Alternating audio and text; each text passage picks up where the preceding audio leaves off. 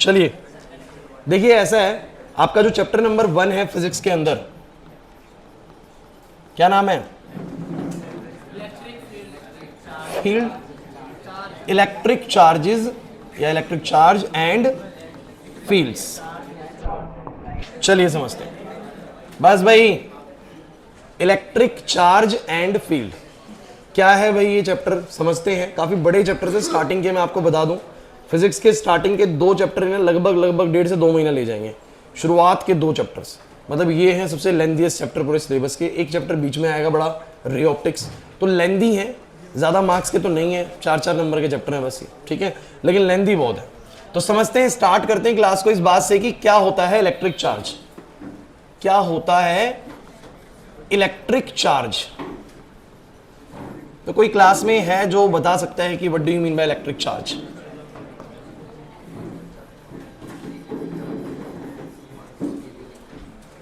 क्या होता है इलेक्ट्रिक चार्ज? कोई बताएगा क्लास में? जैसा भी आपको पता है, थोड़ा बहुत स्कूल में कुछ हुआ होगा, एक चार्ज होता है। क्या होता है चार्ज के बारे में? सुना तो पहले भी है ना, ऐसे थोड़ी ना कि चार्ज के बारे में कुछ पता ही नहीं है। और जल्दी से इसके एक सर्टेन टॉपिक तक आते हैं, फिर कुछ थोड़ा सा एक्सपेरिमेंटल भी कराते हैं जिसके अंदर, ठीक है, वो बिल्कुल लास्ट में करेंगे।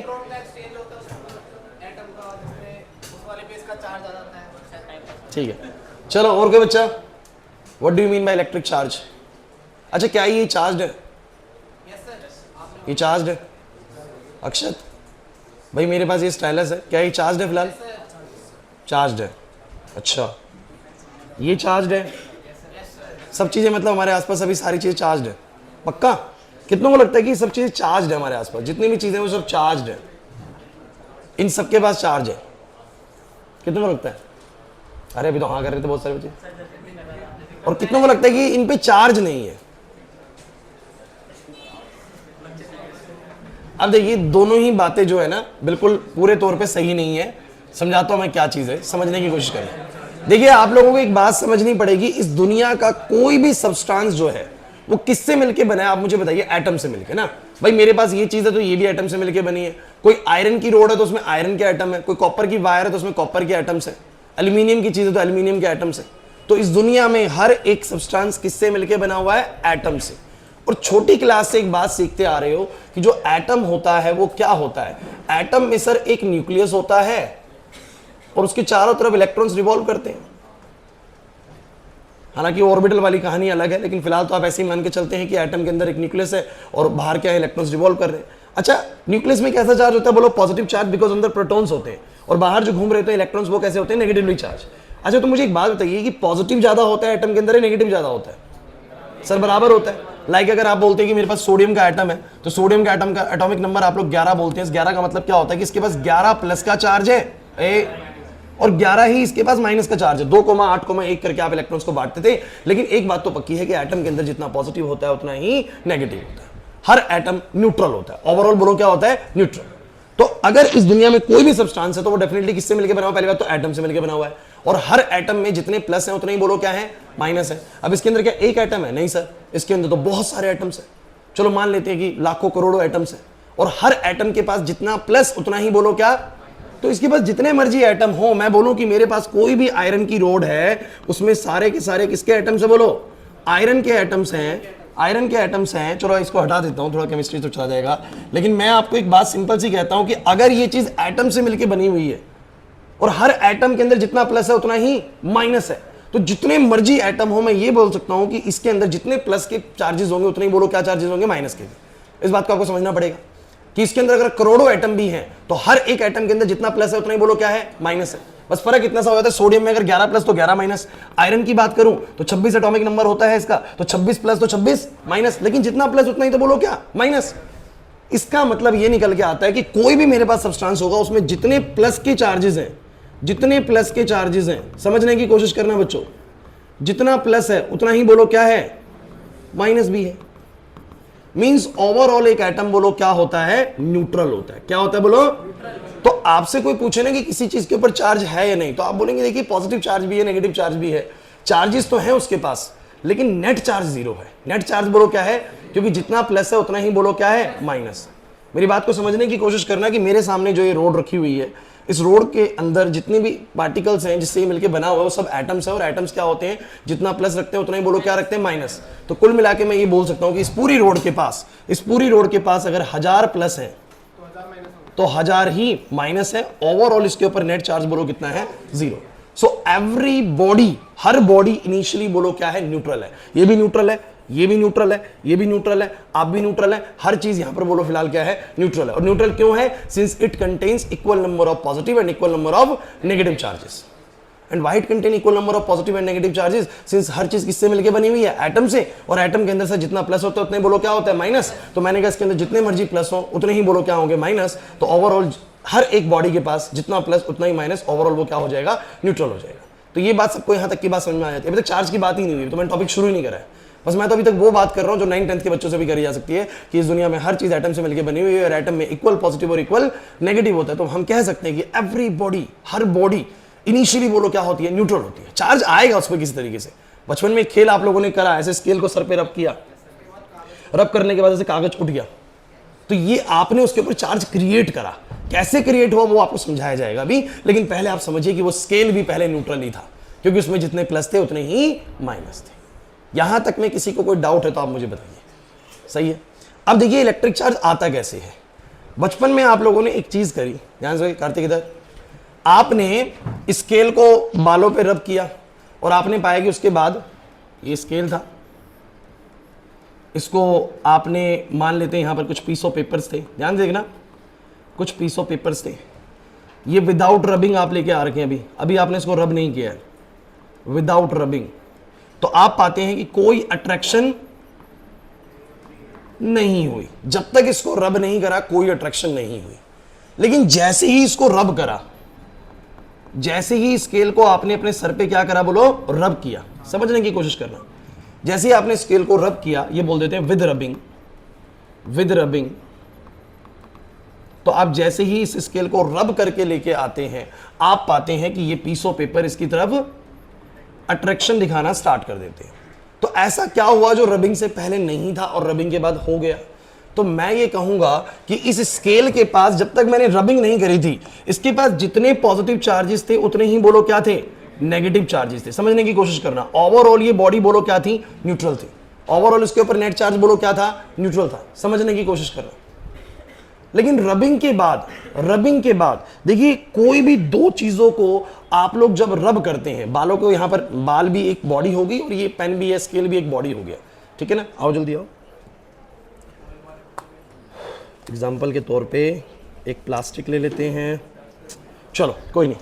ये दो अलग अलग तरह के मटेरियल्स हैं और कहते हैं कि जैसे इसके पास भी अभी क्या है बोलो, ये भी बॉडी न्यूट्रल है और ये भी बॉडी न्यूट्रल है। अच्छा, न्यूट्रल क्यों? जितना प्लस इसके पास उतना ही माइनस है, इसके पास भी जितना प्लस है उतना ही माइनस है। देखिए, जब भी हम दो बॉडीज को ऐसे रब करते हैं, पुराने समय में आदि मानव ने ऐसे आग लगाई थी, हुआ था, वो भी फ्रिक्शनल चार्ज की वजह से हुआ था, दिखाएंगे कैसे।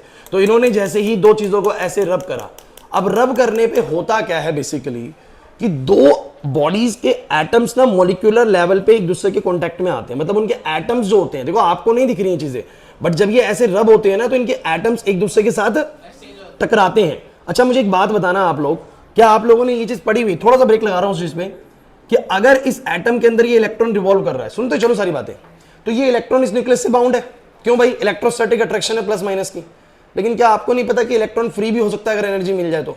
केमिस्ट्री में पढ़ा होगा क्लासिफिकेशन ऑफ एलिमेंट्स में, आयनाइजेशन एंथैल्पी। क्या मतलब होता है? इस इलेक्ट्रॉन को इस न्यूक्लियस ने बाउंड कर रखा है, but if someone give energy to it, अगर मैं इसको कुछ एनर्जी दूंगा तो ये यहां पर तेज तेज रिवॉल्व करेगा और एक टाइम पे क्या हो जाएगा, निकल जाएगा। मतलब कि आप जैसे देवदत्त ने इस कॉपी को बाउंड कर रखा है, इस कॉपी को बाउंड कर रखा है, लेकिन एक सर्टेन एनर्जी के बाद तो मैं इस कॉपी को छीन सकता हूं ना। किसी भी बाउंड चीज को कुछ एनर्जी लगा के छीना जा सकता है कि नहीं छीना जा सकता? छीन सकते हैं। तो ये इलेक्ट्रॉन भी न्यूक्लियस से बाउंड होते हैं, बट एक सर्टेन अमाउंट ऑफ एनर्जी के बाद ये इलेक्ट्रॉन्स अपने न्यूक्लियस को बोलो क्या कर देते हैं, छोड़ देते हैं। अब होता क्या है ना, जब भी आप दो बॉडीज को रब करते हो, ध्यान सुनना, जब भी आप दो बॉडीज को रब करते हो तो रबिंग करने से यहां पर कुछ फ्रिक्शन एक्सर्ट हो रहा है और फ्रिक्शन की वजह से यहां पर हीटिंग पैदा हो रही है। क्या पैदा हो रही है? आपने दो हाथों को ऐसे रब करके देखते हैं, पता लगता है हीट हो रहा है हीट। अब वो जो गर्मी यहां पर आई, जो हीट यहां पर आई, उसकी वजह से क्या होता है, इन दोनों बॉडीज के जो एटम्स हैं उनमें जो इलेक्ट्रॉन्स बाउंड है, क्या लगता है वो बराबर स्ट्रेंथ से बाउंड है या किसी की थोड़े ज्यादा टाइटली बाउंड होंगे, किसी की थोड़े लूजली बाउंड होंगे? इतना केमिस्ट्री में आप लोगों ने पढ़ा है कि सब एटम ने अपने इलेक्ट्रॉन्स को अलग अलग स्ट्रेंथ से बाउंड कर रखा है, किसी ने थोड़ा टाइटली और किसी ने थोड़ा लूजली। जैसे कि जानते हो मेटल जल्दी इलेक्ट्रॉन लॉस कर देते हैं, नॉन मेटल्स इलेक्ट्रॉन्स को लॉस करना पसंद नहीं करते। तो जब भी आप दो मटेरियल्स को बोलो क्या करते हो, ऐसे करके रब करते हो, तो वहां पर हीटिंग पैदा होती है। अब किसी एक मटेरियल के एटम्स के जो इलेक्ट्रॉन्स हैं वो थोड़े लूजली बाउंड है और किसी एक के थोड़े बोलो क्या है, टाइटली बाउंड है। तो जब आप ऐसे रबिंग करते हैं ना, तो जिसके थोड़े लूजली बाउंड इलेक्ट्रॉन्स होते हैं ना, वो जंप करके किसमें चले जाते हैं, जिसके थोड़े टाइटली बाउंड होते हैं, जिसके थोड़े। अब मान लो कि इसके पास 1000 प्लस है, 1000 माइनस है, इसके पास भी दीपांशु 1000 प्लस और 1000 माइनस है, ये भी न्यूट्रल, ये भी न्यूट्रल। लेकिन जैसे ही मैंने इसको ऐसे करके रब किया, इसके थोड़े लूजली बाउंड इलेक्ट्रॉन्स थे, वो छिटक के किसमें चले गए, इसमें चले गए। कितने, मान लेते 100 इलेक्ट्रॉन। कितने इलेक्ट्रॉन बोलो, 100 इलेक्ट्रॉन यहां से छिटक के इसमें चले गए। अब आप मुझे बताओ क्या इसमें बराबर प्लस बराबर माइनस है? ध्यान से सुनो मैं क्या बोलना चाह रहा हूं। मैं दो चीजों को रब करने लग रहा हूं। चार्जेस की डेफिनेशन बाद में समझेंगे, पहले कॉन्सेप्ट समझ लेते हैं। मैंने कहा मेरे पास एक रोड ये है जिसके पास 1000 प्लस 1000 माइनस है, ओवरऑल न्यूट्रल है। मेरे पास एक दूसरी रोड ये है बच्चों जिसके पास भी 1000 प्लस और 1000 माइनस है, ओवरऑल न्यूट्रल है। लेकिन जब इनको मैंने रब किया ना, तो किसी एक बॉडी के इलेक्ट्रॉन छिटक के दूसरी में चले गए।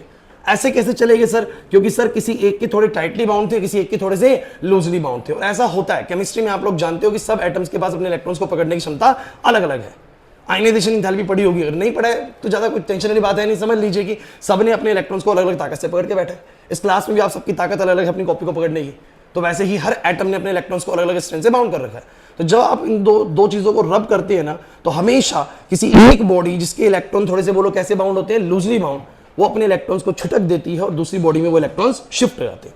इससे क्या होगा जरा मुझे बताना। पहले वाली जो बॉडी है, जो पहले वाली बॉडी है, अब आप मुझे बताना पहले वाली बॉडी की सिचुएशन क्या है और दूसरे वाली बॉडी की सिचुएशन क्या है।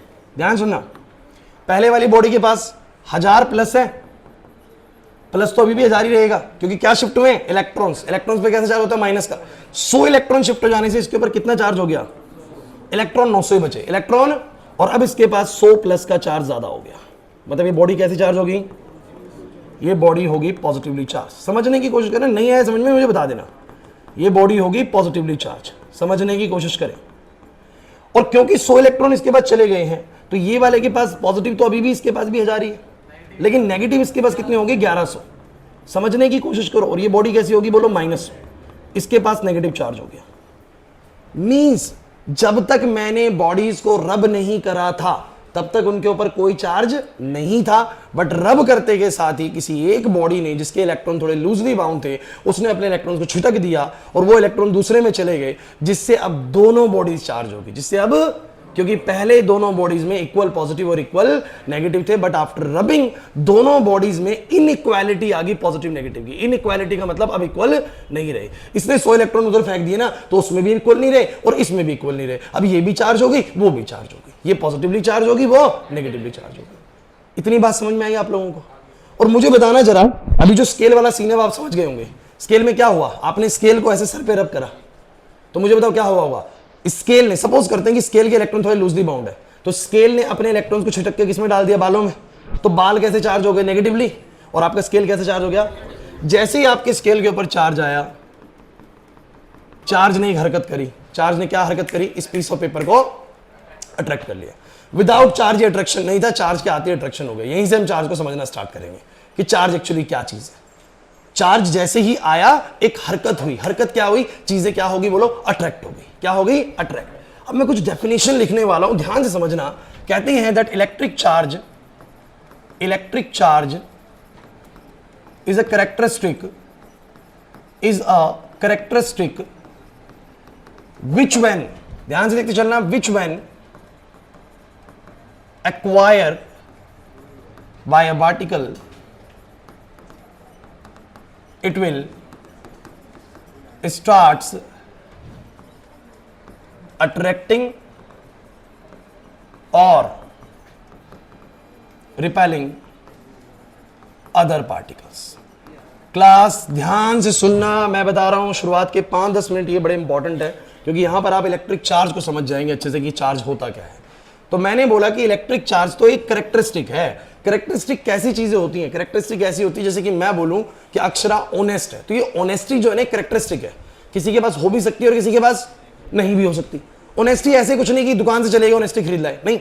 ऑनेस्टी एक कैरेक्टरिस्टिक है जो किसी के पास हो भी सकती है और नहीं भी। तो वैसे ही बोलेंगे चार्ज किसी के पास हो भी सकता है और, जैसे कि इसके पास चार्ज नहीं है, न्यूट्रल है, इसके पास चार्ज नहीं है, न्यूट्रल है। नेट चार्ज की बात कर रहा हूं मैं, ये भी न्यूट्रल है। तो चार्ज हो भी सकता है और नहीं भी, लेकिन ये बोलते हैं क्या, electric charge is a characteristic. Prachi बाद में लिखना, इलेक्ट्रिक चार्ज एक ऐसा कैरेक्टरिस्टिक है which when acquire by a particle, जो कि अगर एक पार्टिकल एक्वायर कर ले, अगर एक पार्टिकल के पास वो चीज आ जाए, ये एक ऐसा कैरेक्टरिस्टिक है जो कि अगर एक पार्टिकल के पास आ जाए तो इट विल स्टार्ट अट्रैक्टिंग और रिपेलिंग द अदर पार्टिकल। इसके बाद एक क्षमता आ जाती है चीजों को अट्रैक्ट करने की, या बोलो क्या करने की, रिपेल करने की। मुझे बताओ ना, जब तक चार्ज नहीं था तब तक कुछ हो नहीं रहा था, लेकिन मैंने क्या बोला, चार्ज के आते ही कुछ ऐसा हुआ, तो आप क्या बोलेंगे, चार्ज तो एक ऐसा कैरेक्टरिस्टिक है जो अगर बॉडी के पास आ जाता है तो फिर बॉडी कुछ हरकत करती है, या तो अट्रैक्ट करेगी, या रिपेल करेगी, या कुछ और करेगी। मैं बहुत सारे एग्जांपल दूंगा अभी आप लोगों को, लेकिन आपको चार्ज समझना पड़ेगा। ऐसी नहीं समझ में आया, जैसे बोले कि ऑनेस्टी तो एक ऐसा कैरेक्टरिस्टिक है जो किसी के पास आ जाए तो वो भैया इंसान ईमानदार हो जाएगा, ऐसे ऐसे बिहेवियर दिखाएगा। वैसे ही चार्ज भी क्या है, बोलो एक कैरेक्टरिस्टिक जो बॉडी पे हो भी सकता है और नहीं भी हो सकता। इनिशियली बॉडी पे नहीं होता है, कब हो जाता है, जब वो किसी बॉडी के साथ क्या होती है, रब होती है। जब किसी अनदर बॉडी के साथ क्या होती है, रब। आज मैं प्रैक्टिकली आपको डेमोन्स्ट्रेट करके दिखा दूंगा ये चीज, लेकिन आपको समझना पड़ेगा चार्ज किसी बॉडी पे इनिशियली हो भी सकता है और नहीं भी। इनिशियली बोलेंगे कि भैया उसके पास इक्वल प्लस और इक्वल माइनस है, इसलिए कोई चार्ज नहीं है, but after the rubbing with the other body some of the electrons from the loosely bound body, जिसके बाद लूजली बाउंड इलेक्ट्रॉन्स है ना, उसके इलेक्ट्रॉन जंप करके दूसरे में चले जाएंगे, जिसकी वजह से दोनों बॉडीज में इनइक्वालिटी हो जाएगी चार्जेस की। अब इसमें भी प्लस माइनस बराबर नहीं रहेंगे, इसमें भी नहीं रहेंगे, दोनों बॉडीज बोलो क्या हो जाएंगी, चार्ज। एक बॉडी पॉजिटिव चार्ज और एक बॉडी नेगेटिव चार्ज। ये है बेसिक चीज जो आपको चार्ज में समझनी पड़ेगी। नहीं आई मेरी बात समझ में? चार्ज वैसे ही समझो जैसे कि पैसा भी समझ सकते हो कि पैसा क्या है भाई, तो बोल देंगे भाई पैसा एक ऐसा कैरेक्टरिस्टिक है जो किसी के पास आ जाए तो अपने आसपास की चीजों को अट्रैक्ट करेगा, गाड़ी लेगा, बंगला लेगा, है ना, कपड़े लेगा, बढ़िया बढ़िया, तो पैसे की तरह ही हो गया। तो बोलेंगे चार्ज तो एक ऐसा कैरेक्टरिस्टिक है जो अगर आ जाए बॉडी के पास तो वो अपने आसपास की चीजों को अट्रैक्ट करेगा या रिपेल करेगा, जो भी करेगा। समझ में आया? अब मैं इसके कुछ और एग्जांपल्स देता हूं। अच्छा, इसको बोलते हैं कि फ्रिक्शनल तरीके से चार्ज को क्रिएट करा गया, दो चीजों को रब करके क्रिएट करा गया। कहां कहां आपने ऐसा होता देखा? एक तो मैंने आपको ये वाला एग्जांपल समझाया, आपको स्केल वाला याद आ गया, बचपन में ऐसा कुछ करा है? अच्छा, कुछ बच्चों के दिमाग में एक थोड़ा डाउट हो सकता है कि सर पेपर पे तो चार्ज नहीं था, फिर ये अट्रैक्ट कैसे हो गया? टाइम लगेगा थोड़ा सा, एक दो क्लास का, शायद उसका अगली क्लास में हम आ जाए पोलराइजेशन पे, तब आपको बताएंगे कि एक बॉडी चार्ज होनी जरूरी होती है, दूसरे वाली अट्रैक्ट अपने आप हो जाती है, दूसरे पे चार्ज की जरूरत नहीं होती है, इंडक्शन हो जाता है उसके अंदर कुछ। तो वो बाद की बात है, अभी मैं इतनी बातें करूंगा तो समझ में नहीं आएगा, तो सीक्वेंस में चलना पड़ेगा हमें। तो सबसे पहली चीज है कि what do you mean by electric charge? Sir electric charge होता क्या है, स्वयं क्या है electric charge? So it is a characteristic which when acquired by a particle it will start attracting और repelling the other particles. Is that clear or not guys? तो ये वाली बात समझ में आती है। चलिए कुछ और एग्जांपल मैं आपको बताता हूं। आप लोगों ने देखा होगा कि आप कभी कभी कोई लाइनन की टी शर्ट पहन रखी है, आपने स्वेटर पहन रखी है, और उसको जब आप उतारते हैं चटर पटर की आवाज आती है, चटपट चटपट हुआ होता है। कभी आप लोगों ने एकदम से कंबल ओढ़ने की कोशिश करी थी अभी सर्दी में, तो एकदम से चिंगारी निकली, तुम्हें लगा एकदम से कहां से चिंगारी आ गई। कभी कभी चलते फिरते घर में कहीं करंट लग गया, लगा चीजों से करंट आ रहा है एकदम से, आपने टच करा, करंट कहां से आ गया। कभी कभी किसी पर्सन के अंदर से भी करंट आया था, तो करंट कहां से मार रहा है? सुने? नहीं सुना? करंट मैन है? तो मेरी बात सुनना, बेसिकली ऐसा क्या हुआ, सुनिए प्लीज गाइस, बेसिकली ऐसा क्या हुआ कि भैया जब मैंने लाइनन की टी शर्ट, लाइनन की बेसिकली क्या होता है, शरीर चिपक जाती है, स्पोर्ट्स वेयर टाइप की जो होती है, शरीर चिपक जाती है, आपने उसको उतारा, ऐसे चटपट चटपट आवाज हुई, कारण क्या है समझिए। देखिए क्लास शोर नहीं, जब आप उस टी शर्ट को उतारते हैं ना, तो वो टी शर्ट आपकी बॉडी से रब होती है, बॉडी से क्या होती है, रब होती है। अब जब वो बॉडी से रब होगी तो मुझे बताइए, दो बॉडीज जब भी रब होंगी तो एक बॉडी जिसके लूजली बाउंड इलेक्ट्रॉन है वो छिटक के किसमें चले जाएंगे, दूसरी में। मेरी बात को समझने की कोशिश करना। तो जब आपने वो टी शर्ट ऐसे उतारी तो उसके इलेक्ट्रॉन छिटक के मान लो आपकी बॉडी पे आ गए, आपकी बॉडी कैसी चार्ज होगी, नेगेटिव, टी शर्ट कैसी चार्ज होगी, पॉजिटिव। अरे जिसके इलेक्ट्रॉन निकले हैं वो तो पॉजिटिव हो जाएगा, जिसके पास गए हैं वो क्या हो जाएगा, नेगेटिव। सीधी बात समझ में आ रही है? अब तुम मुझे बताना, वो साथ के साथ तुम्हारे टच भी हो रही है, एक बॉडी पॉजिटिव है एक बॉडी नेगेटिव है। अच्छा, दो पॉजिटिव नेगेटिव की तार है हमारे पास, उनको जोड़ेंगे तो वो एक दूसरे के पास जाना चाहेंगे। अरे भैया मेरे पास इसके इलेक्ट्रॉन, समझना मेरी बात को, इस बॉडी के इलेक्ट्रॉन इसमें चले गए, ये बॉडी होगी नेगेटिव, ये बॉडी होगी पॉजिटिव, ये अट्रैक्ट भी करेंगे दूसरे को। बिकॉज इस दुनिया में हर बॉडी कैसा रहना चाहती है दिव्यांशु, न्यूट्रल रहना चाहती है। क्या रहना चाहती है बोलो? तो ये दोनों पास भी आना चाहती हैं और ये इलेक्ट्रॉन वापस से अपनी जगह पर आना चाहते हैं। तो plus minus always attract each other, ये हमेशा एक दूसरे के पास आना चाहते हैं। अच्छा, कोई पूछे ना, बचपन में एक बात सिखा देगी, unlike charges attract each other. क्यों भाई? अब रीजन दो मुझे बताओ, अनलाइक चार्जेस क्यों अट्रैक्ट होना चाहते हैं? बताओ अनलाइक चार्जेस क्यों अट्रैक्ट होना चाहते हैं? सिंस इस दुनिया की हर बॉडी क्या रहना चाहती है, न्यूट्रल। और अनलाइक चार्जेस ही एक दूसरे को न्यूट्रल बना सकते हैं। नेगेटिव ही तो पॉजिटिव को बोलो क्या बनाएगा, न्यूट्रल। क्या पॉजिटिव पॉजिटिव को न्यूट्रल बना सकता है? क्या नेगेटिव नेगेटिव को न्यूट्रल बना सकता है? इसलिए वो रिपेल करते हैं। इस दुनिया में हर बॉडी कैसे सबसे ज्यादा स्टेबल है, न्यूट्रल रह के। इस कारण से पॉजिटिव वाली बॉडीज नेगेटिव वाली बॉडीज को बोलो क्या करती हैं, अट्रैक्ट करती हैं।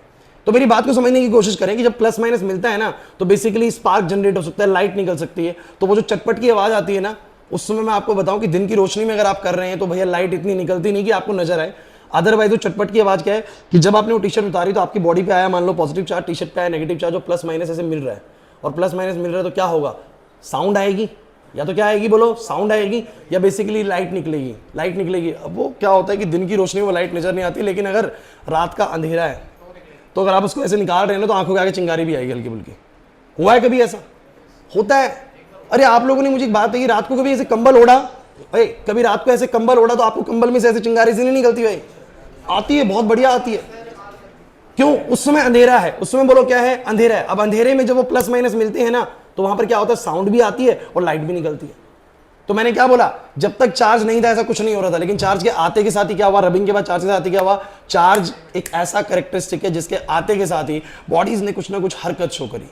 समझिए, चार्ज ऐसी ही चीज है, आएगा तो कुछ ना कुछ हरकत शो होगा, चाहे वो अट्रैक्शन है, चाहे वो रिपल्शन है, चाहे वो लाइट प्रोड्यूस करे, चाहे वो साउंड प्रोड्यूस करे। और सुनिए, फिल्मों में आपने देखा होगा कि गाड़ी पहाड़ी से गिर गई और वो ब्लास्ट कर गई। क्या कारण है बताओ ब्लास्ट करने का?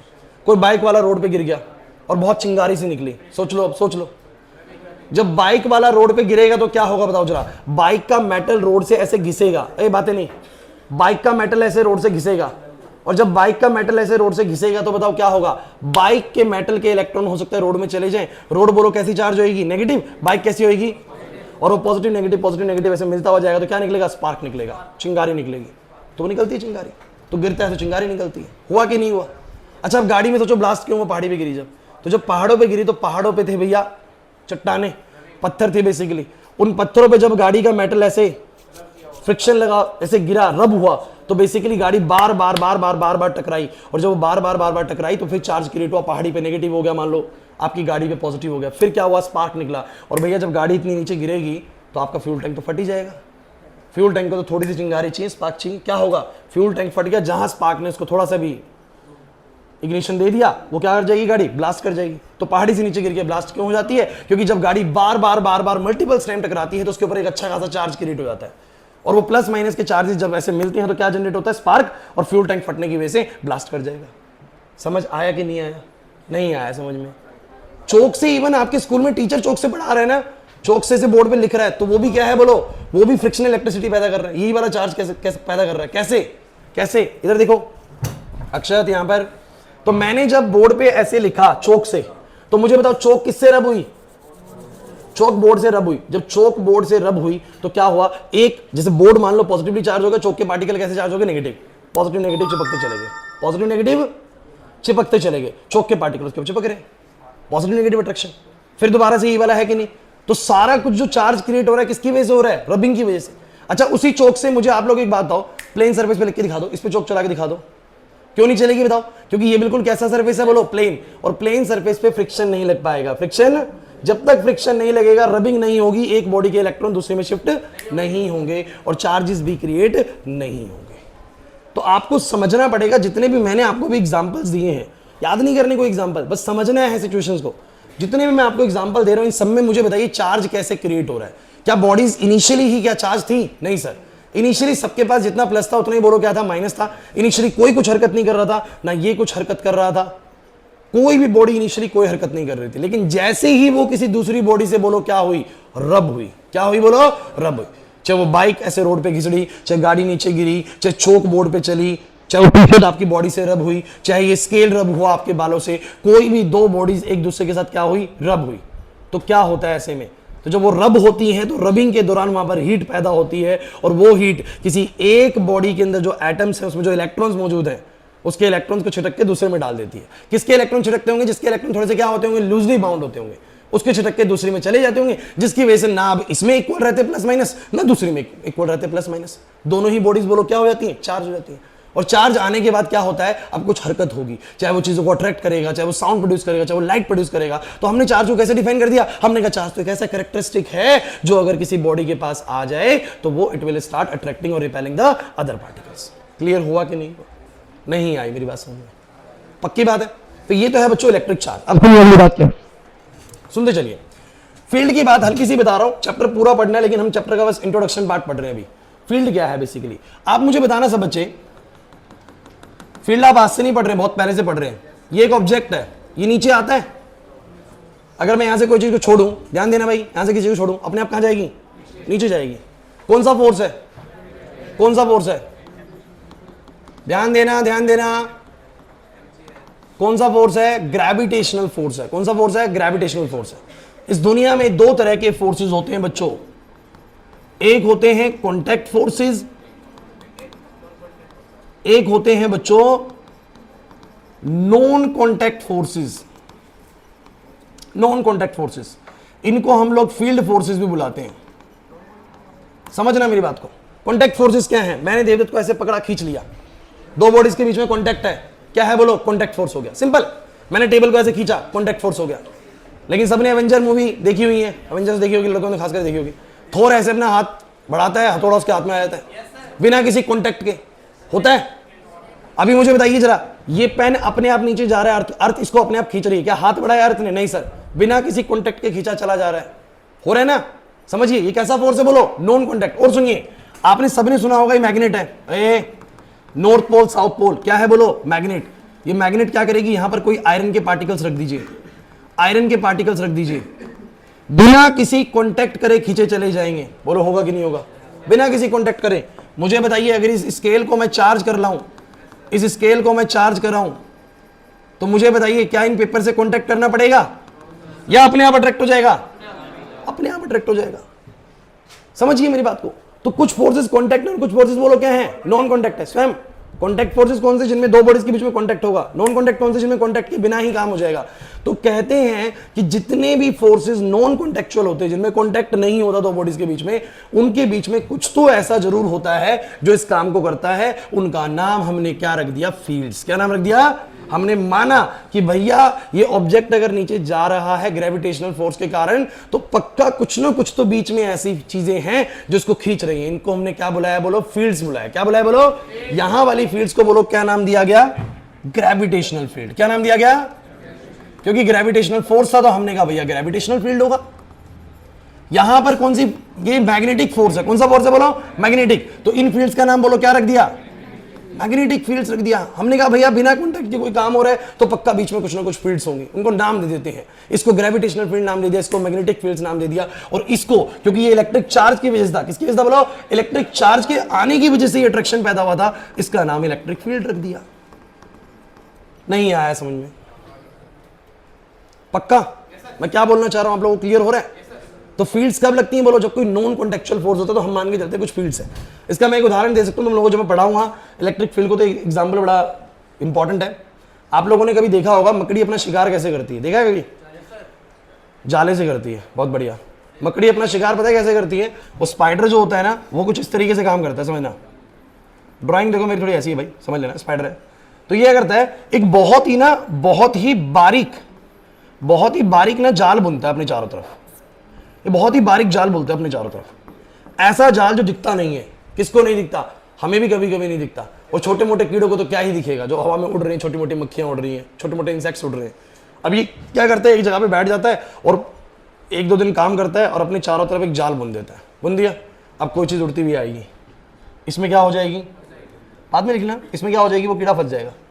फंस गया यहाँ पर। अब उसको जाल को ऐसे से खींचेगी और उसको खा जाएगी। इसने अट्रैक्शन दिखाया, बिना किसी कॉन्टेक्ट के दिखाया, तो हमने क्या बोला? इसकी अपनी फील्ड्स है। इसकी अपनी बोलो क्या है? कुछ ऐसा ही है। ये जो हमारी बॉडी है, मास है, वो अपने चारों तरफ कुछ फील्ड्स पैदा करता है, ग्रेविटेशनल फील्ड, जिसकी वजह से बॉडी अट्रैक्ट होती है। ये अपने चारों तरफ मैग्नेटिक फील्ड पैदा करता है, ये अपने चारों तरफ इलेक्ट्रिक फील्ड पैदा करता है। ऐसे इसकी भी अपनी फील्ड्स है। तो ये एग्जाम्पल के तौर पे हम समझने की कोशिश करते हैं कि हर चार्ज के चारों तरफ अपनी फील्ड्स होती हैं। तो वैसे ही बच्चों, ये स्पाइडर भी अपने चारों तरफ एक फील्ड बनाए रखता है, जो कि नजर नहीं आती है बेसिकली। बहुत ही कभी कभी हमें ऐसे चलते चलते हाथ में आ जाती हैं या फिर लग भी जाती है मुंह पे। अगर थोड़ा सा कभी पुरानी जगह पे जाएं आप लोग तो दिखती नहीं है, लेकिन बहुत एक तरीके से इसका ऐसे फील्ड का रीजन बना होता है और ये अपना शिकार ऐसे ही करती है। कुछ रिलेट कर पाए मैं क्या बोलना चाह रहा हूँ? तो आपको बस समझना पड़ेगा इस चैप्टर का नाम इलेक्ट्रिक चार्ज एंड फील्ड का मतलब क्या है। तो इस पूरे चैप्टर में हम लोग क्या पढ़ने वाले हैं बताइए जरा ध्यान से। स्वयं इधर क्या? इलेक्ट्रिक चार्ज समझ लीजिए पहले, और उसकी फील्ड। चैप्टर का नाम है इलेक्ट्रिक चार्ज एंड फील्ड। तो सबसे पहले तो समझेंगे कि इलेक्ट्रिक चार्ज आया कैसे, बताओ कैसे आया इलेक्ट्रिक चार्ज। तो हम बोलेंगे कि क्या इनिशियली हर बॉडी चार्ज होती है, तो आप बोलेंगे नहीं, every body is initially neutral. इस दुनिया में हर बॉडी पहले बोलो क्या है, न्यूट्रल।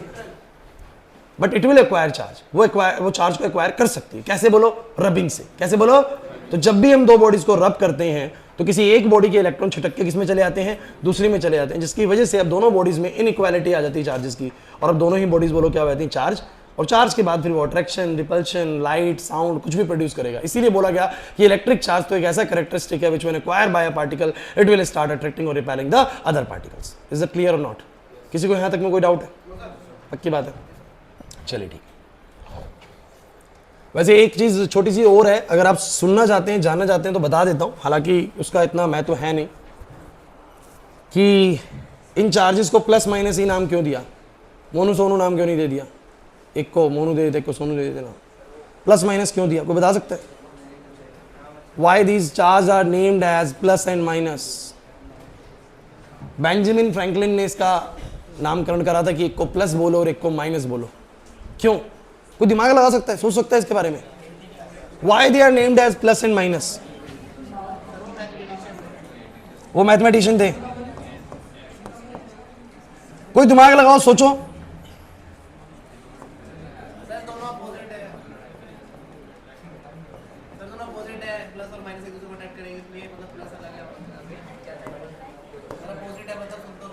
हाँ हाँ बोलो। अच्छा देखो, मैं अपोजिट का कारण बताता हूँ, देखो। हाँ बोलो अक्षत। एग्जैक्टली, बहुत सही सोच रहा है अक्षत। देखिए आप मुझे एक बात बताइए, +2 को -2 को साथ में रखिए, अरे +2 को -2 को साथ में रखिए, कोई वैल्यू नहीं है, जीरो है, जीरो है। लेकिन अगर +2 अलग हो जाए और -2 अलग हो जाए, तो इसका भी इंपॉर्टेंस है, इसका भी इंपॉर्टेंस है, बोलो है कि नहीं? एक्चुअली में बेंजामिन ने यही पाया कि एक बॉडी ना जब तक किसी से रब नहीं होती, मतलब जब तक इसके अंदर कुछ ऐसी चीजें हैं जो साथ में रहती हैं, तब तक तो कोई असर नहीं दिखाती। बट जब इसमें से कुछ निकल जाता है, जब इसमें से कुछ, तो निकलने वाली चीज के पास भी हरकत होती है और इसके पास भी हरकत होती है। जब ये रबिंग हुई किसी चीज से, इसमें से कुछ निकला, उन्होंने पाया कि इसमें से कुछ निकलता है, कोई पार्टिकल निकलता है, और निकलने के बाद इसके पास भी हरकत आ जाती है और सामने वाली चीज के पास भी हरकत आ जाती है। ऐसा कौन कर सकते हैं, प्लस और माइनस, कि जब साथ में रहते हैं तो कुछ वैल्यू नहीं है और अलग अलग हो जाते हैं तो दोनों का अपना इंपॉर्टेंस है। तो ये कैसे बिहेव कर रहे थे, बिहेव कर रहे थे प्लस एंड माइनस की तरह। किसकी तरह बोलो? इसलिए इनका नाम क्या रख दिया, एक को प्लस और एक को बोलो क्या, माइनस, कि जब तक वो बॉडी में साथ में रहेंगे तब तक उनका कोई असर नहीं होगा, लेकिन जैसे ही माइनस वाला चला जाएगा बॉडी पे हरकत शुरू हो जाएगी। समझ में आया कि नहीं आया मैं क्या कहना चाह रहा हूं? ये समझ में नहीं आया, शायद जरूरी भी नहीं है उतना वैसे, लेकिन मेरे को लगता है रिलेटेबल है अगर आप समझ पाए तो। या नहीं आया समझ में? अच्छा एक चीज आपने सोची, मैंने एक चीज पूछनी है यहां पर,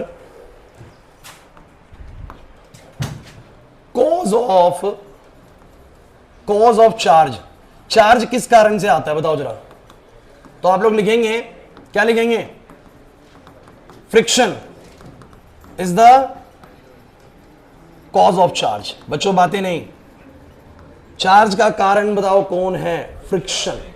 चार्ज लाने का कारण कौन है बोलो? Friction. Friction is the cause of charge. Clear हुआ कि नहीं हुआ? तो हम यहां पर नोट में लिख भी सकते हैं, क्या लिख सकते हैं? when two bodies rub with each other, then one body which has loosely bound electrons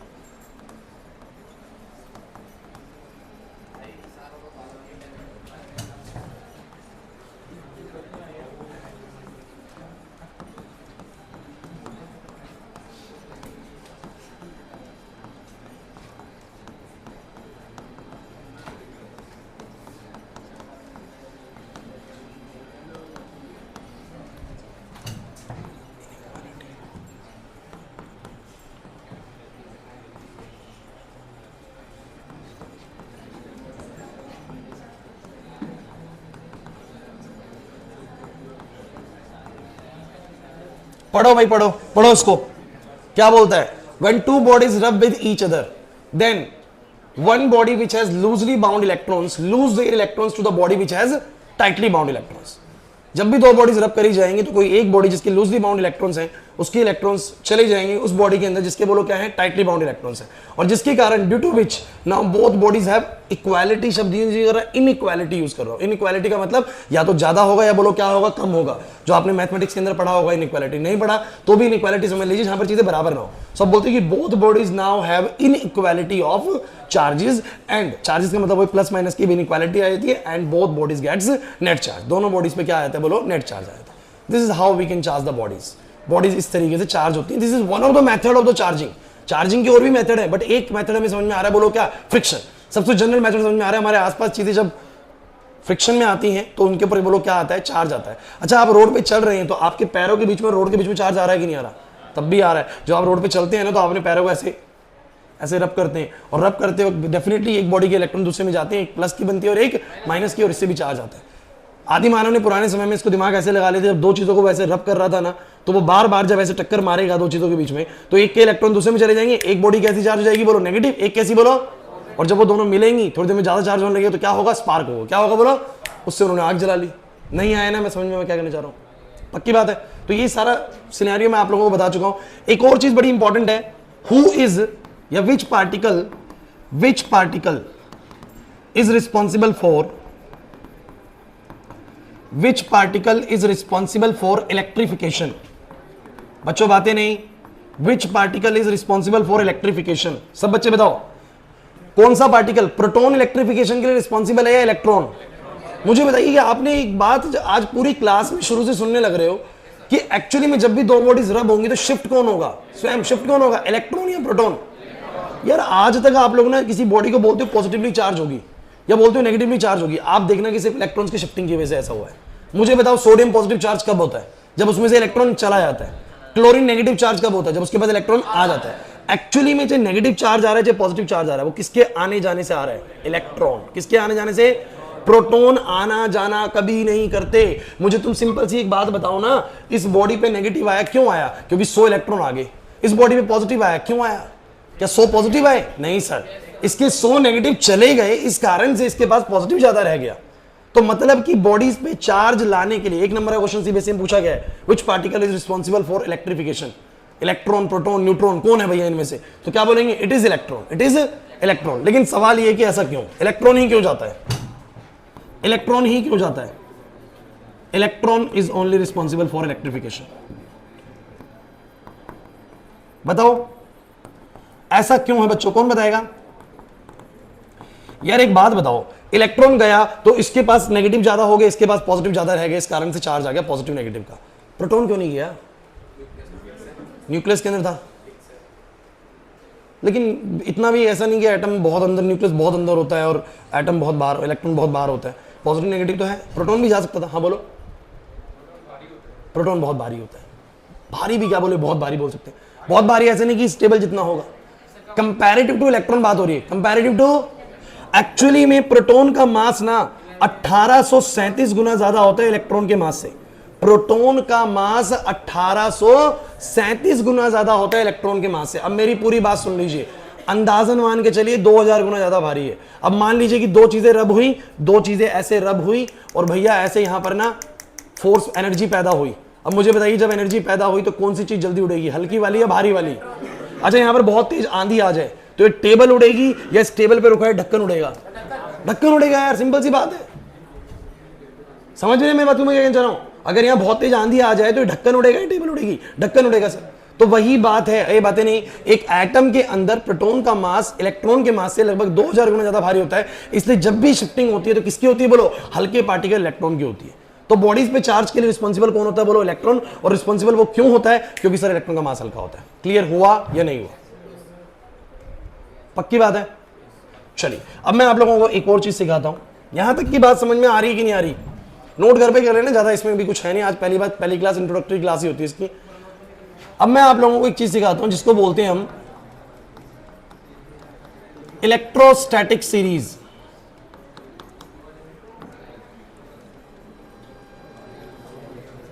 देखो बच्चों, ये थोड़ा सा जो बेसिक पार्ट है ना, इसको हम थोड़ा सा फास्ट पेस में लेके चलेंगे, ठीक है ना, क्योंकि सीबीएसई थोड़ी सी चीज़ें मुश्किल डालने लग गई है, तो हम लोग जल्दी उन पे पहुंचेंगे, ठीक है ना। तो ये बेसिक वाले पार्ट को जल्दी जल्दी खत्म करेंगे। तो अब मैं बोर्ड पे लिख के बैठा हूँ इलेक्ट्रोस्टैटिक सीरीज। मुझे तुम पहले बस ये बता दो, यहाँ तक के मुद्दे में कोई दिक्कत तो नहीं है? What do you mean by electric charge? सबको क्लियर हो गया सर? बॉडी पे हो भी सकता है और नहीं भी हो सकता, लेकिन अगर होगा तो सर वो कुछ ना कुछ हरकत करेगा सर। चार्ज के आने के बाद कुछ ना कुछ हरकत होगी बॉडी के पास, इसीलिए चार्ज को डिफाइन कर दिया गया कि ये तो एक ऐसा कैरेक्टरिस्टिक है जो अगर बॉडी के पास आ जाता है तो वो फिर अट्रैक्टिंग रिपेलिंग कुछ ना कुछ करने लगता है। क्लियर हुआ कि नहीं हुआ? ऐसे तो डिफाइन करेंगे इसको, ठीक है। आता कैसे है वो मैंने आपको बता दिया, friction is the cause of charge. तो when the two bodies gets rub with each other then one body will shift their electrons to the body which is tightly bound electron, उसकी तरफ शिफ्ट कर देती है, जिसकी वजह से दोनों बॉडीज में इनइक्वालिटी आई थी प्लस माइनस की, और बॉडीज क्या हो जाती है बोलो? चार्ज हो जाती है, एक पॉजिटिव की और एक बोलो क्या? नेगेटिव। लेकिन अभी मन में एक सवाल होगा कि सर अगर मैं प्लास्टिक को मेटल से रब करूं, प्लास्टिक को मेटल से रब करूं, तो कौन अपने इलेक्ट्रॉन को छोड़ देगा और कौन इलेक्ट्रॉन को ले लेगा? बताओ जरा, है? तो इसके लिए मैं एक सीरीज लिखवा रहा हूं, इसको नोट कर लीजिए।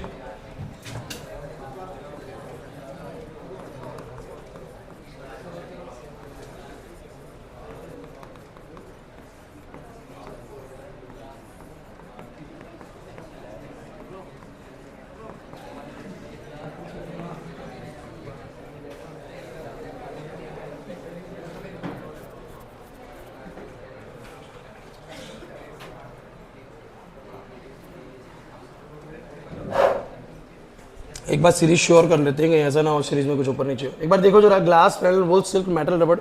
रबड़ आएगा बीच में, पहले रबड़ यहां आएगा। चलो वो मैं चेक कर लेता हूँ, कुछ ऑर्डर गड़बड़ ना हो बस। वैसे यही होता है। ग्लास क्या? शीशा। ग्लास की कोई भी चीज हो, लेबोरेटरी में रखी है हमारे पास ये सारी।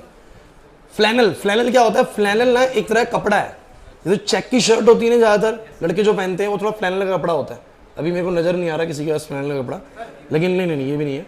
फ्लैनल का कपड़ा थोड़ा सा सर्दियों में ज्यादा चलता है। चेक की शर्ट होती है, मोटे कपड़े वाली होती है, फ्लैनल बोलते हैं उसको। देखो ये रहा, ये एग्जैक्टली ये फ्लैनल है। एक बार कुछ खड़े हुए दिखा दो, ये देख गया मैं, लड़कों में ढूंढ रहा था लड़की। ये होता है फ्लैनल का कपड़ा, ठीक है, तो इसको बोलते हैं फ्लैनल। तो ये कपड़ा है फ्लैनल का। उसके बाद क्या है बोलो? वुल है, वुल का आप जानती हैं। सिल्क, सिल्क के कपड़े को भी आप जानते हैं। मेटल जानते हैं सब बच्चे, रबड़ जानते हैं सब बच्चे, वैक्स जानते हो, प्लास्टिक जानते हो। अरे ये सब तो पता ही है, सारे नाम तो पता ही है या नहीं पता? क्लियर है?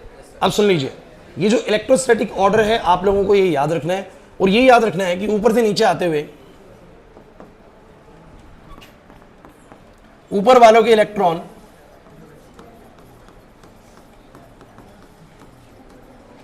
और नीचे वालों के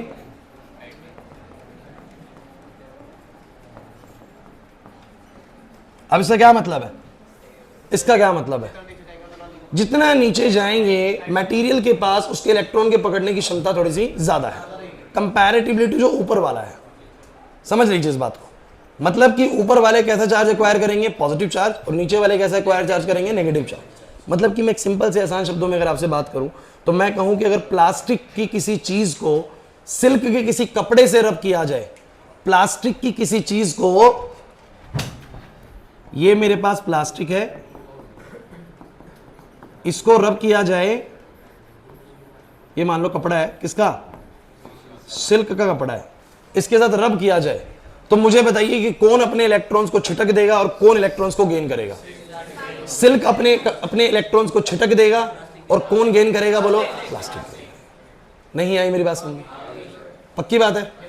तो यहां से क्या हो जाएगा? एक बॉडी के पास पॉजिटिव आएगा, एक बॉडी के पास क्या आएगा? नेगेटिव आएगा। समझ में आ रहा है कि नहीं आ रहा? तो एक क्वेश्चन आप लोग करके दिखाओ मुझे।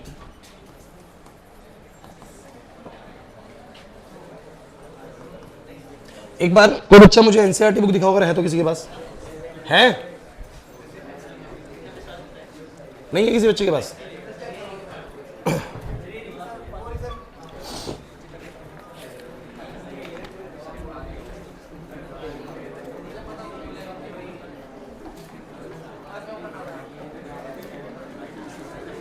लिखो।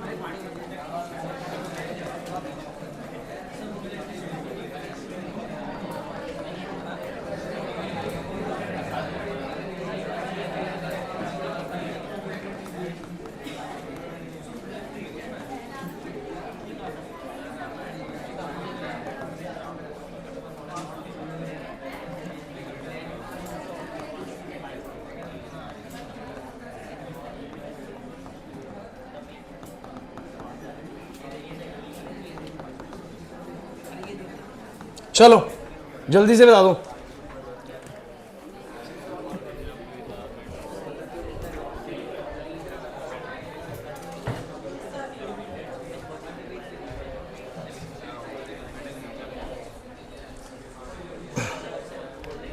ये तो अच्छा, एक बात मुझे बताइए, मैंने यहाँ पर जितने भी लिखे हैं सबका मतलब समझ में आ गया ना? ग्लास मतलब शीशा है, फ्लैनल मतलब एक तरह कपड़ा है जो मैंने आपको बताया, वुलन भी कपड़ा है, सिल्क भी कपड़ा है, मेटल आपको बताइए, रबड़ आपको बताइए, वैक्स भी बताओगी आप लोगों को, और प्लास्टिक। ठीक है, ये मटेरियल्स हमारे पास जनरली यूज होते हैं।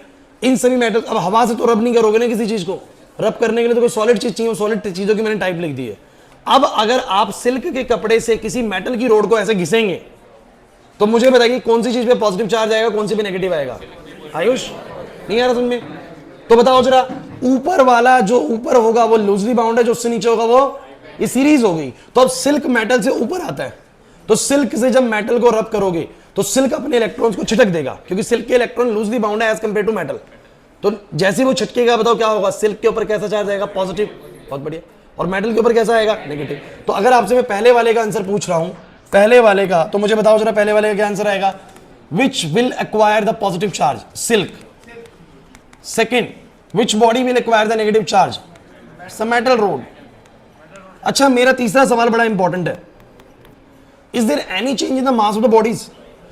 Is there any change in the mass of the bodies? क्या बॉडीज के मास में कोई चेंज आता होगा? स्केल को रब करा के मास में चेंज आया होगा? कितनों को लगता है कि कोई चेंज नहीं आएगा? कोई चेंज नहीं आएगा? हैंड रेस करें। यस या नो में किसी एक चीज पे जरूर फेवर करा करो। ठीक है, कितनों को लगता है कि चेंज आएगा मास का? सर मास का चेंज आएगा, थोड़ा सा ही आएगा। चलिए ठीक है। अच्छा, जिनको लगता है कि आएगा कोई बताएगा क्यों आएगा? यार ने तो कर लिया लवीश क्या लगता है, तू बता। ए सुनने दो भाई, देखो दूसरा कोई बोले तो उसको सुनने दो, बोलो। हाँ बताओ। सुना आपने लवीश ने क्या कहा कि सर अगर दो बॉडीज रब हुई हैं तो इलेक्ट्रॉन तो शिफ्ट हुआ है ना, और क्या इलेक्ट्रॉन पार्टिकल नहीं है? इलेक्ट्रॉन का अपना मास नहीं है क्या? भाई आपको नहीं पता हो तो मैं बता देता हूं, जो इलेक्ट्रॉन का मास होता है वो 9.1 इंटू 10 की पावर, अरे although this mass is very smaller यार, लेकिन मास तो है ना। अगर मुझे एक बात बताओ बच्चों, देखो शोर होने लगे हो, मैंने दो चीजों को रब करा और इसके 100 इलेक्ट्रॉन छिटक के दूसरे में चले गए, तो 100 इलेक्ट्रॉन का अपना मास है कि नहीं? तो जिससे निकल के गए वो तो हल्की होगी और जिसमें गए वो भारी होगी। नहीं आ रहा समझ में? हिमांशी नहीं आई बात समझ में? सिंपल है, कोई मुश्किल नहीं है इसके अंदर। जब भी आप दो बॉडीज को रब करेंगे डेफिनेटली एक के इलेक्ट्रॉन दूसरे में जाएंगे, और इलेक्ट्रॉन का अपना मास होता है। तो जब उसका मास है तो डेफिनेटली जिसके पास गए हैं वो भारी हो जाएगी और जिसके पास से गए हैं वो हल्की हो जाएगी। प्राची नहीं आई बात समझ में? पक्का? अनिका क्लियर है? तो मैं यहां पर बोलूंगा बताओ कौन लाइटर होगा, तो आप बोलेंगे yes there will be a change in mass, yes there will be a change in mass. Which body will become lighter and which body will become heavier? Silk become lighter, silk become lighter and metal rod become heavier. अच्छा, अब कुछ बच्चे सोचते हैं sir क्या मैं silk को बहुत देर तक रब करता रहूं तो क्या सिल्क बिल्कुल खत्म हो जाएगा? सोचने वाली तो बात है, हो सकता है, क्यों नहीं होगा? प्रोटॉन का रहेगा, लेकिन क्या नाम क्या बच्चे नाम बोलेगा? अंश। अंश, लेकिन ऐसा पॉसिबल है कि किसी एक बॉडी के सारे इलेक्ट्रॉन ही चले जाएं?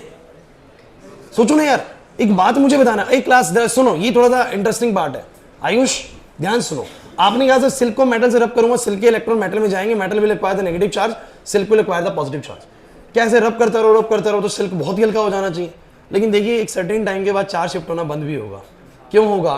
क्योंकि सोचिए आप जब उसको ऐसे करके रब कर रहे हैं तो सिल्क के इलेक्ट्रॉन जिस बॉडी में जा रहे हैं वो बॉडी नेगेटिवली चार्ज हो रही है, धीरे धीरे वो नेगेटिव चार्ज उस पर बढ़ने लगेगा और अब वो फर्दर इलेक्ट्रॉन्स को आने से रोकेगा, फर्दर इलेक्ट्रॉन्स को आने से, क्योंकि वो बॉडी नेगेटिव है और इलेक्ट्रॉन भी नेगेटिव।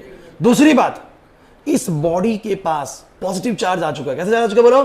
जिसमें से इलेक्ट्रॉन जा रहे हैं, थोड़ी देर बाद वो पॉजिटिव चार्ज इलेक्ट्रॉन को जाने से भी रोकेगा।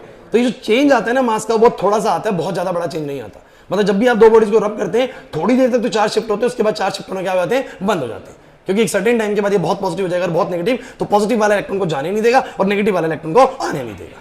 समझ आया कि नहीं आया, है ना? तो ये बात ध्यान रखना कि ऐसा नहीं कि मैं सिल्क को रब करता चलो और सिल्क बिल्कुल ही खत्म हो जाए और मेटल की रोड भारी हो जाए, ऐसा नहीं होगा। समझ में आ रहा है कि नहीं आ रहा? ठीक है ना? तो कुछ ये वाली बात भी आपको समझ में आ गई है। अब मैं कुछ थोड़ा सा एक्सपेरिमेंटल डेमोन्स्ट्रेशन आपको करके दिखाता हूँ, थोड़ा बहुत जो इसके ऊपर कर सकते हैं। हमारे पास टाइम है लगभग 20 मिनट का, लेकिन मुझे तुम पहले ये बता दो फटाफट से, तुम्हें ये सब क्लियर है कि नहीं? जितना बताया, क्या क्या बताया, मुझे कुछ चीज़ों के जवाब दे दो, मेरे को पता लग जाएगा तुम लोगों को आ चुका है। पहली चीज, what is electric charge?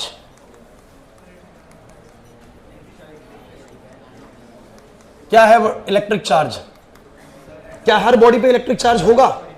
Sir initially her body के ऊपर नेट चार्ज तो नहीं होगा सर, उसमें इक्वल पॉजिटिव इक्वल नेगेटिव होता है, इसलिए हम बोलते हैं उसके बाद नेट चार्ज जीरो है। तो चार्ज वैसे क्या है? तो हमने बोला कि जब किसी बॉडी पे चार्ज आ जाता है, यानी बोले कि charge is a characteristic which when acquired by a particle it will start attracting और रिपेलिंग और सम अदर थिंग्स, जो भी वो कर रहा है वो स्टार्ट हो जाती है। तो चार्ज एक ऐसा कैरेक्टरिस्टिक, जैसे बोलते हैं पैसे की बात करें तो पैसा अगर किसी बात आ जाए तो वो अट्रैक्शन वगैरह रिपल्शन वगैरह सब कुछ लगा सकता है, तो वही वाली चीज है। तो वही बोलेंगे charge is a characteristic which when acquired by a particle it will start attracting और रिपेलिंग द अदर पार्टिकल्स। फिर what is the cause of charge? The cause of charge, the cause of charge, तो क्या cause है बोलो? Friction है। Friction is the cause of charge. And how the friction is the cause of charge? So when the two bodies gets rubbed with each other, it produces a heat. It produces a heat. And that heat, ये जो heat energy है ना, ये किसी एक body जिसकी loosely bound electron है ना, उसको एनर्जी मिलती है, वो शिफ्ट होकर कहाँ चला जाता है? दूसरे पे। क्योंकि एक इलेक्ट्रॉन को एक जगह से दूसरी जगह जाने के लिए एनर्जी तो चाहिए। वो एनर्जी कहाँ से आ रही है? फ्रिक्शन की वजह से। कहाँ से बोलो? फ्रिक्शन की वजह से। समझ में आया कि नहीं आया? वो हीट एनर्जी पैदा करता है और उसकी वजह से इलेक्ट्रॉन शिफ्ट हो जाते हैं। समझ में आया कि नहीं वाली चीज? तो कॉज ऑफ चार्ज बोलो कौन है? फ्रिक्शन है भाई। उसके बाद जो मेन तौर पर बात जो मैंने आपसे करी है ना, वो है इलेक्ट्रोस्टैटिक सीरीज। एक सर्टेन लेवल तक हमारी चीजें खत्म हुई हैं। क्या है इलेक्ट्रोस्टैटिक सीरीज? ग्लास, प्लेनल, वुल, सिल्क, मेटल, रबड़, वैक्स, प्लास्टिक। ठीक है ना? ये आपको 8 चीजें याद कर लेनी है। इनमें बस आपको ध्यान रखना है जो ऊपर है उसके इलेक्ट्रॉन लूजली बाउंड है, जो नीचे है उसके कंपैरेटिवली टाइटली बाउंड है। अच्छा, मैं बार बार आपसे बात कर रहा हूं, सिल्क मेटल से रब हुआ तो सिल्क के इलेक्ट्रॉन छिटके हैं, लेकिन अगर सिल्क रब होगा ग्लास रोड से, किससे बोलो? तो फिर सिल्क के पास इलेक्ट्रॉन आएंगे और ग्लास के ऊपर पॉजिटिव चार्ज आएगा। तो ये कंपैरिजन बेसिस पे है, इसीलिए नीचे की तरफ एरो करके बनाया गया कि जो जितना नीचे उसके इलेक्ट्रॉन उतने टाइटली बाउंड है as compare to the upper one. Clear हुआ कि नहीं हुआ? तो मुझे बस ये चाहिए कि आप लोगों को अगर ये 3 चीजें आती हैं आज की क्लास में, 3 चीजें तुम्हें समझ में आ गई हैं, तो फिर कोई दिक्कत वाली बात नहीं है। सही है? क्लियर हो गया कि नहीं हो गया? अब आप थोड़ा सा सोच लेंगे इसको, शोर मत करना, क्योंकि कुछ छोटा मोटा सामान है। हालांकि ये एक्सपेरिमेंट्स आप लोगों ने हो सकता है पहले सबने देख रखे हो, लेकिन फिर भी थोड़ा सा प्रैक्टिकली करके देखते हैं तो पता लगेगा, है ना? कुछ चीजें ऐसी हैं जो हो सकता है आपने देखी हो, कुछ ने शायद ना देखी हो, तो वो करके देखते हैं। ठीक है? कार्तिक तू आ जा मेरे साथ एक बार, शोर मत करना भाई। देखो मैं नहीं जा रहा।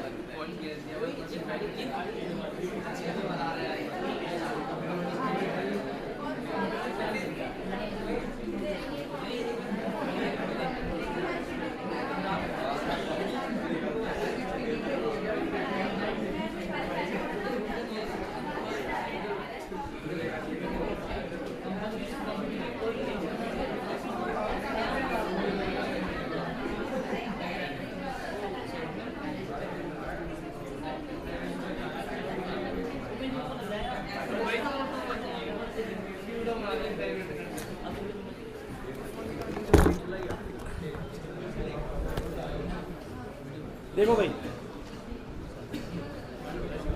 बेसिकली जो भी चीज मैं आपको करके दिखा रहा हूँ ना, वो सारी की सारी ना फ्रिक्शनल इलेक्ट्रिसिटी पे, इसको फ्रिक्शनल इलेक्ट्रिसिटी बोल सकते हैं।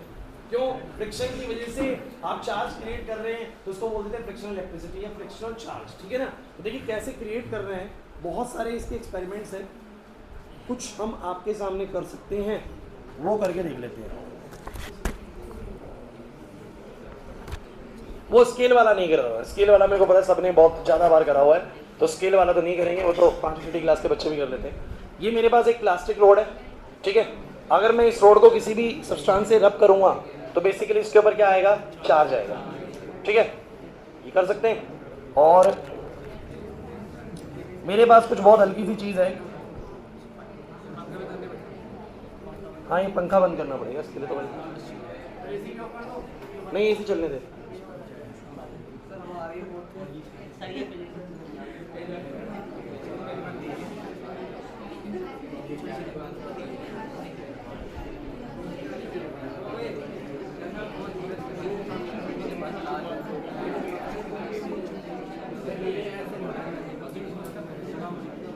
अरे नहीं लगेगी गर्मी, चिंता मत करो।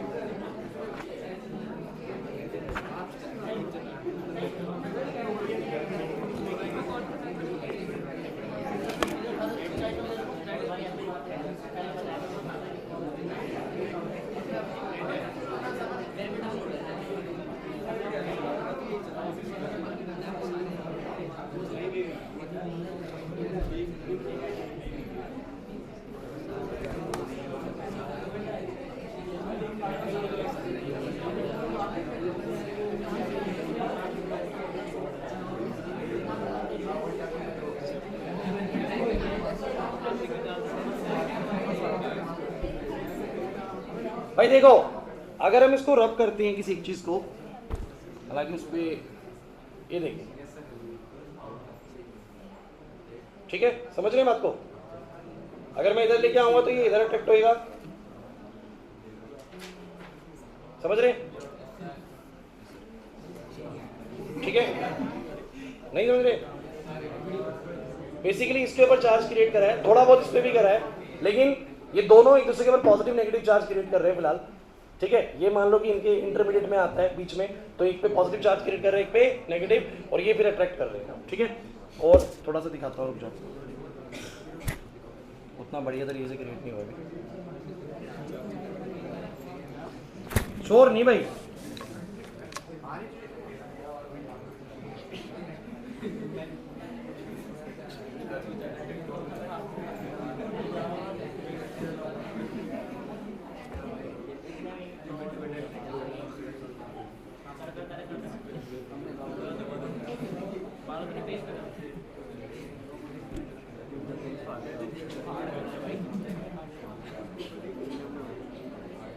अभी ये रिपेल भी कर सकता है, वो चार्जेस का क्रिएशन अलग हो गया, मतलब कि दोनों पे सेम चार्ज अगर क्रिएट हो गया तो वो रिपेल भी कर सकते हैं। फिलहाल जैसे रिपल्शन भी लग रही है कुछ जगहों पे, देख रहे हो। वो हो सकता है कि जब हमने उसको दूसरी बॉडी से टच किया दोबारा से, तो उसने चार्ज चेंज कर लिया, अब हो रहा है रिपेल, देख रहे हो, दूर जा रहा है, डिपेंडिंग ऑन द चार्ज ना। आप दो बॉडीज को रब कर रहे हैं, दोबारा जिसको टच कर रहे हैं, हो सकता है दोनों पे सेम चार्ज क्रिएट हो जाए, तो क्या होगा, फिर वो एक दूसरे को रिपेल करना स्टार्ट कर देंगे। कर रहे हैं, नहीं आ रहा समझ में, ठीक है, इसको आप करके देख सकते हैं। दूसरी चीज, एक चीज आप लोगों ने बहुत ज्यादा कभी घर पे करके देखी होगी, वो जो करंट लगता है, करके देखा, नहीं करके देखा। अरे ऐसा करंट नहीं लगेगा कि मर जाओ, ऐसा करंट नहीं लगेगा, बहुत माइनर सा करंट लगेगा। कौन बच्चा आएगा, जतिन आजा, आजा। अबे चलो एक चीज सुनो, करंट तो लगते देखा होगा, टेस्टर चलते देखा है? Yes sir. टेस्टर चलते देखा होगा? Yes sir. टेस्टर में लाइट कब आती है, जब क्या आता है बोलो, अभी लाइट नहीं है, बट थोड़ा सा ध्यान से ऑब्जर्व करना तो ही दिखेगी लाइट। में लाइटें बंद कर दूँ रूम की, कोई दिक्कत नहीं, फिर दिख जाएगी आप लोगों को, ठीक है। आ जाओ भाई, आ जाओ, अरे कुछ नहीं होगा,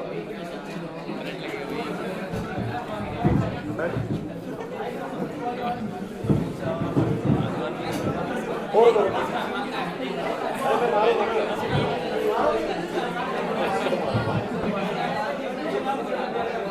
क्लास सुनिए भाई, ध्यान से देखो उसको, दे दो, तू आ जा। अरे कुछ नहीं होगा भाई, मैं ऐसे खतरा ढूंढ लूंगा ऑनलाइन। अरे कुछ सामने खड़ा हो जा। देखो भाई, बेसिकली जब मैं जतिन को इस टेबल पे हिट करूंगा तो अभी टच मत करना।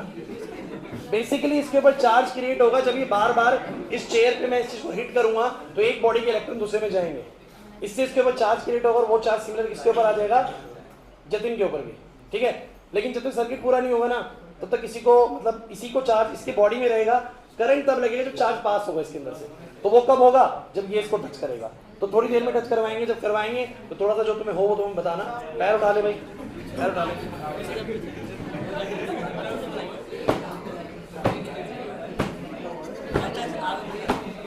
शोर नहीं भाई,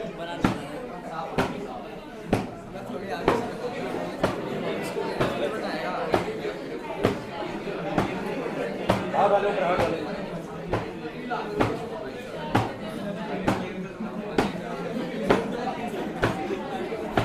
अरे कुछ नहीं होगा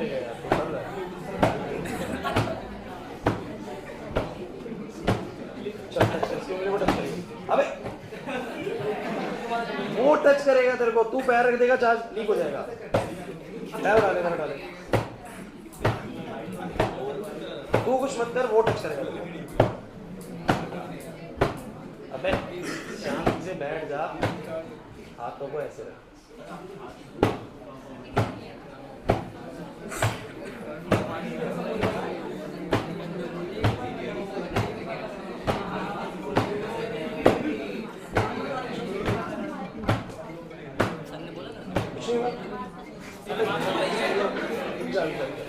दोबारा से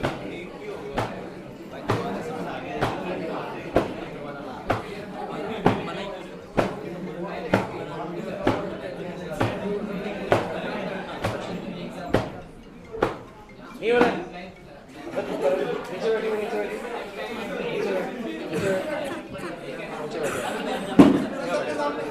अरे कुछ नहीं हो रहा, क्या हो रहा है, नीचे बैठ, तू भी दूसरी चेयर लेने काम कर, इसको चार्ज मिनट हो, दूसरी पे बैठ।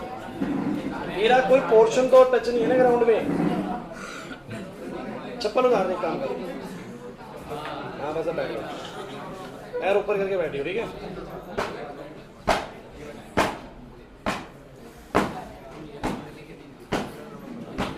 साइड में आ जा, साइड में बना ली।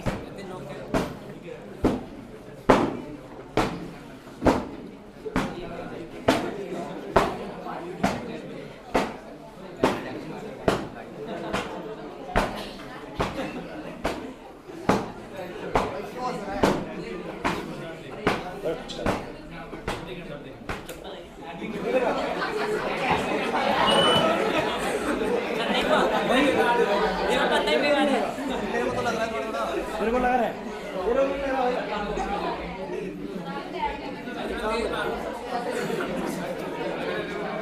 तू बैठेगा, ये पकड़ भाई, ये पकड़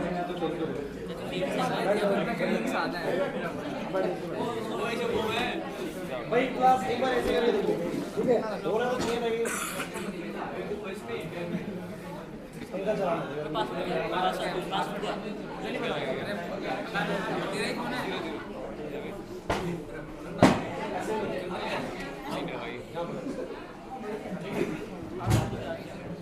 अब देखो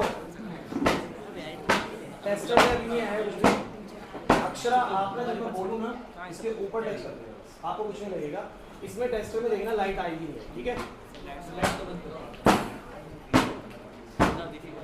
पीछे की लाइटें बंद कर देना दोनों।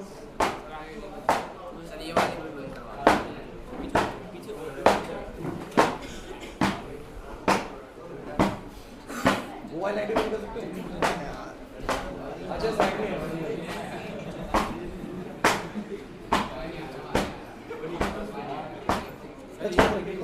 ये वाली बंद करवा दो, वो मैं करता हूँ।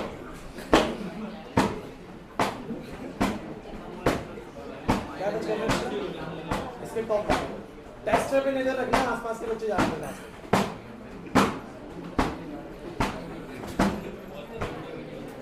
जो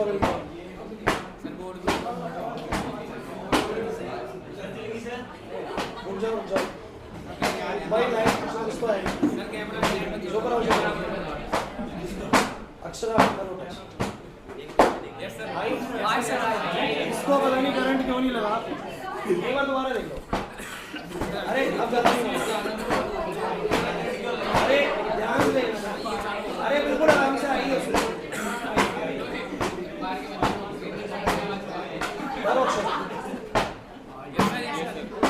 आइए अब तो हट गई होगी लास्ट टाइम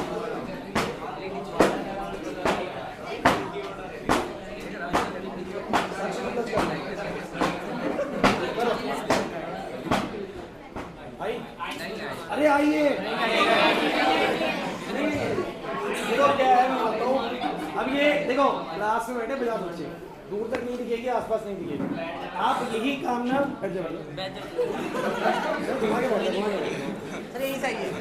देखो आप यही काम जो है ना घर पे 2-3 लोगों के साथ करके देखो आपको क्लियर हो जाएगा मैं क्या कहना चाहता हूँ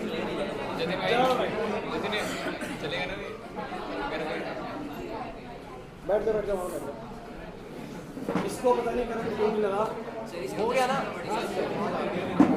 भाई क्लास सुनो देखो ये बेसिकली घर पे ना कोई भी टेस्टर में आप करके देखो ये यहाँ पर आपने टच करा ऊपर जब कोई दूसरा टच करेगा सर्किट पूरा हो जाता है एक्चुअली ये बात मैं आपको करंट इलेक्ट्रिसिटी चैप्टर में सिखाऊंगी ऐसा क्यों होता है कि जब कोई ग्राउंड पे खड़ा इसको टच करेगा ना तभी इसको करंट लगेगा ये बिल्कुल वैसे ही है जैसे कि बाहर बहुत हाई पावर वाली तार के ऊपर एक पंछी बैठा है बट वो मर नहीं रहा करंट से लेकिन अगर उसको आपने छू दिया खड़े खड़े तो आप भी गए और पंछी भी है पता है ये बात आप लोगों को पंछी जब तक खड़ा बैठा हुआ है ना उस तार के ऊपर उसको कुछ नहीं होगा बिल्कुल वैसे ही जैसे कि बैठा हुआ था इसके बाद जितना मर्जी चार्ज आ जाए कुछ नहीं होगा जैसे इसको बाहर से टच कर देगा इसको झटका लग जाएगा समझ में आ रहा है कि नहीं आ रहा मैं कहना चाह रहा हूँ तो घर पे अगर आप इसको करके देखना चाहते हैं ऐसे टेस्टर को पकड़ो पीछे से कोई हिट करेगा उसको चेयर को और जैसे ही इसको टच करेगा सर्किट पूरा होते के साथ ही यहाँ पर लाइट आएगी रेड कलर की लाइट आई थी 2-3 बार आई थी जो बच्चे पास में थे उनको बहुत क्लियरली दिख गया जिनको नहीं दिखा वो ट्राई कर रहे हैं बैठ गया समझ में आ रहा है ए बस भाई ध्यान से सुनो बस फिनिश करूंगा लाइट कुछ एक बार हो जाता है